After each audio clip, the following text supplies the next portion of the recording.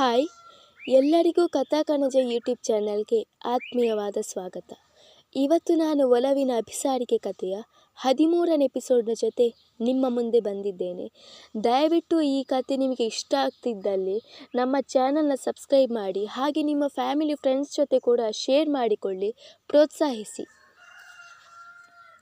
ಅಧ್ಯಾಯ 13.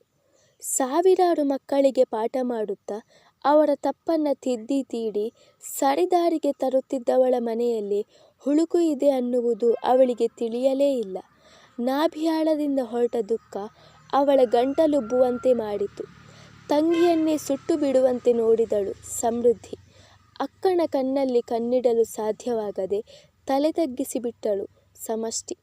ತಾಯಿ ಹಾಗೂ ಅಕ್ಕನ ಕಣ್ಣೋಟದ ತೀಕ್ಷ್ಣತೆಯನ್ನು ಸಹಿಸಲಾರದೆ ಕ್ಷಣ ಕ್ಷಣಕ್ಕೂ ಸತ್ತು ಬದುಕುತ್ತಿದ್ದಳು ಅವಳು. ಅಯ್ಯೋ ಪಾಪಿ, ಹೊಟ್ಟೆ ಬಟ್ಟೆ ಕಟ್ಟಿ ನಿನ್ನನ್ನು ಓದಿಸಿದ್ನಲ್ಲೇ, ನನ್ನ ತಂಗಿ ಚೆನ್ನಾಗಿರಬೇಕು ಅಂತ ನಿನಗೋಸ್ಕರ ನನ್ನೆಲ್ಲ ಆಸೆ ಕನಸುಗಳನ್ನೇ ತ್ಯಾಗ ಮಾಡಿಬಿಟ್ನಲ್ಲೇ. ನಾನು ಅಮ್ಮ ನಿನ್ನ ಮೇಲೆ ಇಟ್ಟಿದ್ದ ನಂಬಿಕೆಗೆ ಸರಿಯಾಗೇ ಮಾಡಿದೆ ನೀನು. ಛೀ, ನೀನು ನನ್ನ ಒಡ ಹುಟ್ಟಿದವಳೇನಾ? ನಿನ್ನನ್ನು ನನ್ನ ತಂಗಿ ಅಂತ ಹೇಳ್ಕೊಳ್ಳೋಕೆ ಅಸಹ್ಯ ಆಗ್ತಿದೆ ಕಣೆ, ನನಗೆ ಅಸಹ್ಯ ಆಗ್ತಿದೆ. ಎಷ್ಟೋ ಮಕ್ಕಳಿಗೆ ಬುದ್ಧಿ ಹೇಳ್ತಾ, ಅವರಿಗೆ ಬದುಕಿನ ಪಾಠ ಕಲಿಸ್ತಾ, ಅವರುಗಳ ತಪ್ಪನ್ನು ತಿದ್ದಿ ತೀರ್ತಾ ಇದ್ದೆ. ಆದರೆ ನನ್ನ ಮನೆಯಲ್ಲೇ ಇಂಥ ವಿಷ ಸರ್ಪ ಒಂದಿದೆ ಅಂತ ನನಗೆ ಈಗಲೇ ಗೊತ್ತಾಗಿದ್ದು. ನೀನು ಕೇಳಿದಾಗೆಲ್ಲ ನಿನಗೆ ಹಣ ಕೊಡ್ತಿದ್ದೆ. ಹೊರಗಡೆ ಒಂದೇ ಒಂದು ರೂಪಾಯಿನೂ ಖರ್ಚು ಮಾಡದೆ ಹೊಟ್ಟೆ ಹಸಿವಾಗ್ತಾ ಇದ್ರು, ಅಯ್ಯೋ ನಾನೇನಾದರೂ ತಿಂದು ಕುಡಿದು ಖರ್ಚು ಮಾಡಿದರೆ ನಾಳೆ ಅವಳಿಗೆ ಹಣದ ಅವಶ್ಯಕತೆ ಬಿದ್ದಾಗ ಎಲ್ಲಿಂದ ತರಲಿ ಹಣನ ಅಂತ ಅಂದ್ಕೊಂಡು ಒಂದೊಂದೇ ರೂಪಾಯಿನ ಕೂಡಿ ಹಾಕಿ ನಿನ್ನನ್ನು ಓದಿಸ್ತಿದ್ದೆ. ಮನೆಯಲ್ಲಿರೋ ಕಷ್ಟ ನಿನಗೆ ಗೊತ್ತಾಗಬಾರ್ದು. ಹಾಗೇನಾದರೂ ಒತ್ತಡ ನಿನ್ನ ಮೇಲೆ ಬಿದ್ದರೆ ನಿನಗೆ ಓದೋದಕ್ಕೆ ಕಷ್ಟ ಆಗುತ್ತೆ, ನಿನ್ನ ವಿದ್ಯಾಭ್ಯಾಸಕ್ಕೆ ಯಾವುದೇ ತೊಡಕು ಆಗಬಾರ್ದು ಅಂತ ಎಲ್ಲ ಕಷ್ಟನೂ ನಾನೇ ನುಂಗಿಕೊಂಡು ಈ ಮನೆ ಜವಾಬ್ದಾರಿನ ನಿನ್ನ ಜವಾಬ್ದಾರಿನ ನನ್ನ ಮೇಲೆ ಹಾಕೊಂಡೆ ನೋಡು. ಅದಕ್ಕೆ ಒಳ್ಳೆ ಉಡುಗೊರೆನೇ ಕೊಟ್ಟೆ ನೀನು ಎಂದು ಕರುಳು ಕಿತ್ತು ಬರುವಂತೆ ದುಃಖಿಸಿದಳು ಸಮೃದ್ಧಿ. ಅವಳ ಮಾತು ಶರವೇಗದಲ್ಲಿ ಬಂದು ನೇರವಾಗಿ ಸಮಷ್ಟಿಯ ಎದೆಯನ್ನೇ ಚುಚ್ಚಿ ಘಾಸಿ ಮಾಡುತ್ತಿದ್ದವು. ಒಂದೇ ಒಂದು ಬಾರಿ ಭೂಮಿ ಬಾಯಿ ತೆರೆದು ಬಿಡಬಾರದೆ, ನಾನು ಸತ್ತು ಹೋಗಬಾರದೆ ಎಂದು ಅವಳಿಗೆ ಅನಿಸಿದಂತೂ ಸುಳ್ಳಲ್ಲ.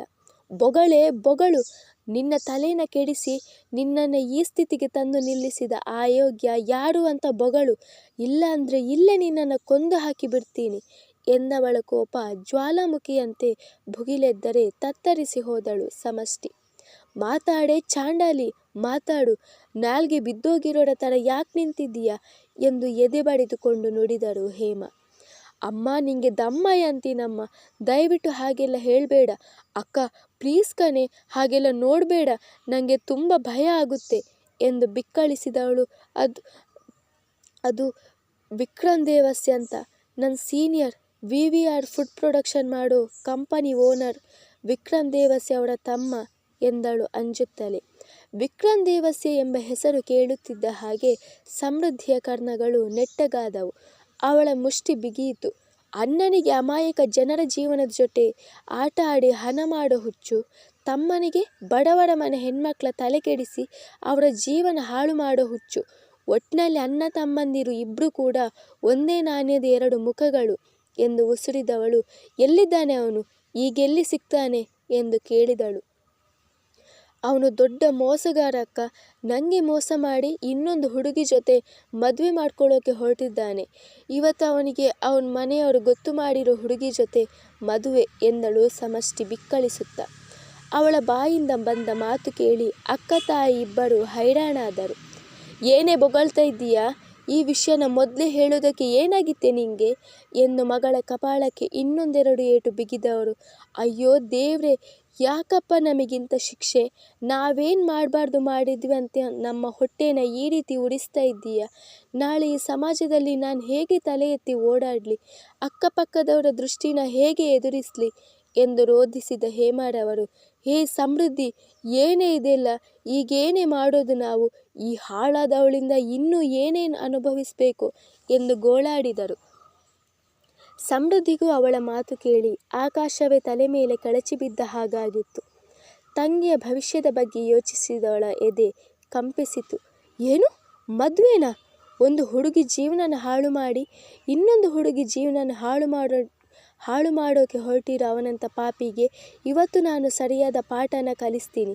ಅದು ಹೇಗೆ ಈ ಮದುವೆ ನಡೆಯುತ್ತೋ ನಾನು ನೋಡೇ ಬಿಡ್ತೀನಿ, ನಡಿ ನನ್ನ ಜೊತೆ ಎಂದವಳು ತಂಗಿಯ ಕೈ ಹಿಡಿದುಕೊಂಡು, ಅಮ್ಮ ನೀನು ಕೂಡ ನಮ್ಮ ಜೊತೆ ಬಾ ಎಂದು ಬಿರುಸಿನಿಂದ ಅಲ್ಲಿಂದ ಹೊರಟು ಬಿಟ್ಟಳು. ನೇರವಾಗಿ ಮದುವೆ ಮಂಟಪದೊಳಗೆ ಬಂದ ಸಮೃದ್ಧಿ ಕೋಪದಿಂದ ಕುದ್ದು ಹೋಗಿದ್ದಳು. ಅಲ್ಲಿ ನಡೆಯುತ್ತಿರುವ ದೃಶ್ಯ ಕಂಡು ಕೋಪದಿಂದ ಅವಳ ರಕ್ತ ಕುದಿಯತೊಡಗಿದವು. ನಿಲ್ಲಿಸಿ ಮದುವೆನ ಎಂದು ನುಡಿದವಳ ಧ್ವನಿಗೆ ಎಲ್ಲರೂ ಬೆಚ್ಚಿಬಿದ್ದರು. ಒಂದು ಕ್ಷಣ ಮದುವೆ ಮನೆಯೇ ಸ್ತಬ್ಧವಾಯಿತು. ಈಗೆಲ್ಲರ ಕಣ್ಣುಗಳು ಕೂಡ ಅವಳ ಮೇಲೆ ಹೋದವು.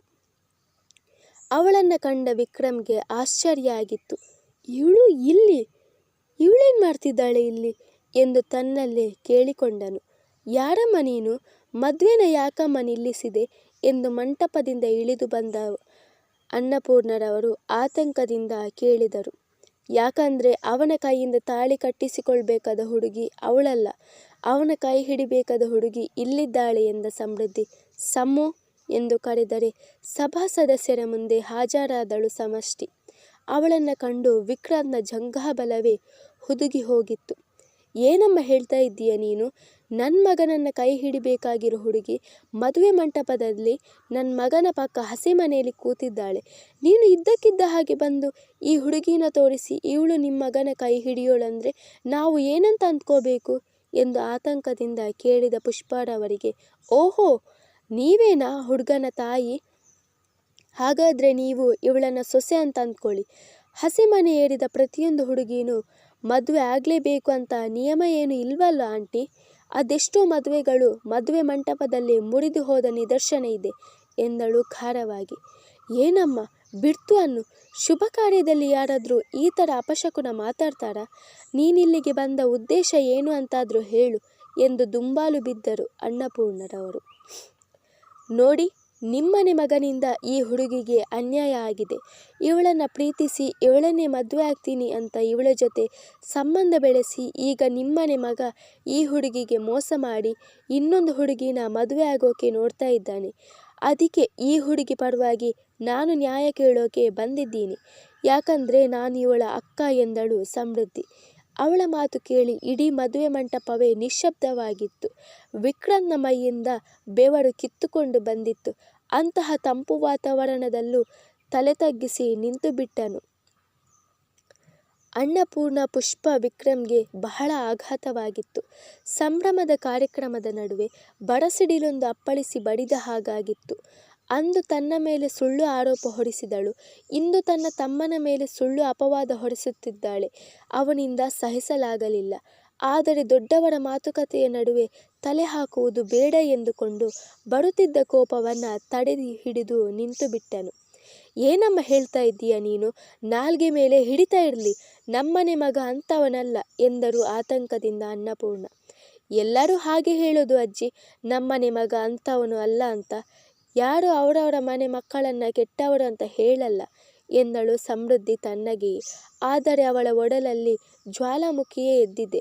ನೋಡಮ್ಮ, ನೀನು ಯಾರು ಅಂತ ನಮಗೆ ಗೊತ್ತಿಲ್ಲ. ನಿನ್ನನ್ನು ಯಾತಕ್ಕಾಗಿ ಇಲ್ಲಿಗೆ ಕಳಿಸಿದ್ದಾರೆ, ಇದರ ಹಿಂದೆ ಯಾರ ಕೈವಾಡ ಇದೆ ಅಂತಲೂ ನಮಗೆ ಗೊತ್ತಿಲ್ಲ. ಆದರೆ ದಯವಿಟ್ಟು ಕಣಮ್ಮ, ಈ ಥರ ಎಲ್ಲ ಹೇಳಬೇಡ. ಇವತ್ತು ನನ್ನ ಮಗನ ಮದುವೆ ನಡೀತಾ ಇದೆ. ನೀನು ಏನಾದರೂ ಸುಳ್ಳು ಆರೋಪನ ಹೊರಿಸಿದರೆ ಇಲ್ಲಿ ಇಬ್ಬಿಬ್ಬರ ಜೀವನ ಹಾಳಾಗುತ್ತೆ. ಆ ಹೆಣ್ಮಗುವಿನ ಜೀವನ ಕೂಡ ಹಾಳಾಗುತ್ತೆ.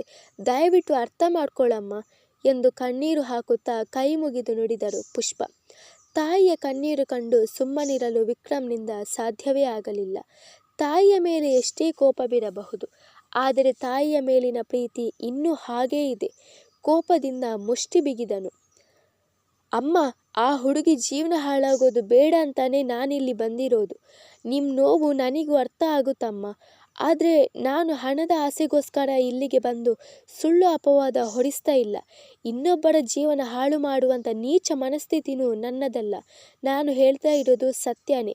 ಇವಳು ನನ್ನ ತಂಗಿ ಸಮಷ್ಟಿ ಅಂತ. ನಿಮ್ಮ ಚಿಕ್ಕ ಮಗ ಓದೋ ಕಾಲೇಜ್ದಲ್ಲೇ ಓದ್ತಾ ಇರೋಳು. ನಿಮ್ಮ ಮಗ ಇವಳನ್ನು ಮದುವೆ ಆಗ್ತೀನಿ ಅಂತ ನಂಬಿಸಿ ಇವತ್ತು ಇವಳ ಜೀವನನ ಈ ಸ್ಥಿತಿಗೆ ತಂದು ನಿಲ್ಲಿಸಿದ್ದಾನೆ. ಇವಳು ಈಗ ಗರ್ಭಿಣಿ ಎಂದಳು ಕಮ್ಮನಿ ತುಂಬಿಕೊಳ್ಳುತ್ತಾ. ಮಾ ಇಲ್ಲಮ್ಮ, ಇವಳು ಸುಳ್ಳು ಹೇಳ್ತಾ ಇದ್ದಾಳೆ. ನನಗೆ ಆ ಹುಡುಗಿ ಯಾರು ಅಂತಲೇ ಗೊತ್ತಿಲ್ಲ. ಇಷ್ಟಕ್ಕೂ ನಾನು ಯಾಕೆ ಅವಳ ಜೀವನನ ಹಾಳು ಮಾಡಲಿ ಅಮ್ಮ?